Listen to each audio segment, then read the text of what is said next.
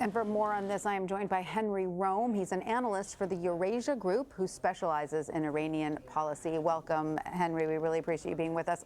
Thanks, Tanya. I want to pick up on these concerns of Iraq seeking to have the U.S. leave the country. If that were to happen, what kind of opportunity does that create for Iran? And is this the beginning of the end of the U.S.-Iraqi partnership? Well, it's an extraordinarily sensitive situation, and it would have very severe consequences if the U.S. were to actually withdraw. And there are two to highlight here today. One is on the fight against ISIS, which very easily, I think, could reconstitute itself and really present a significant threat to the Iraqi state. Without the U.S. there, I think that threat becomes even more severe than we saw about 5 or 6 years ago.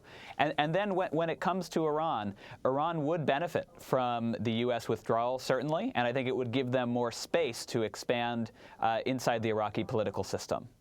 Now, Henry, Iran said it will no longer honor any commitments made under the 2015 nuclear deal. The European Union had been trying to keep it alive ever since the U.S. pulled out, and today said it does remain determined to keep it in place. But at this point, is that likely?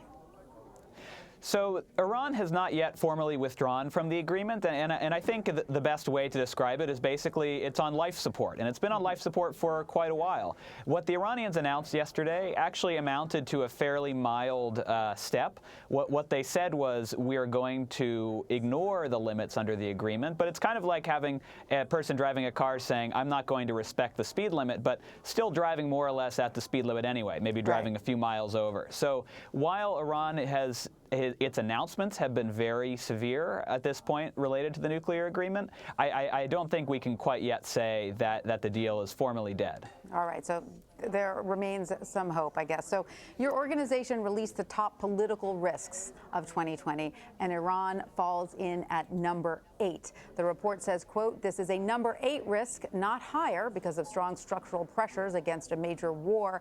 Has that ranking changed with recent developments? And what exactly do you mean by that? Sure. So we decided to put it at number 8, largely because we think while the U.S. and Iran will come to blows over the coming weeks and months, it won't escalate to what I think you and I would call a war. Mm-hmm. And the reason for that is that from the U.S. side, Trump, even though he ordered this dramatic airstrike, I think at his core, is opposed to war and doesn't want to start a war with a country in the Middle East, especially during an election year, no less. And from the Iranian point of view, they do not want to engage in a war that they know that they'll lose. And I think given the tenuous economic situation in the country today, I think they are incentivized to try to keep whatever they retaliate with against the U.S. to a fairly limited step. All right. Henry Rome, thank you so much for your insight on all of this. We really appreciate it. Thanks, Tanya.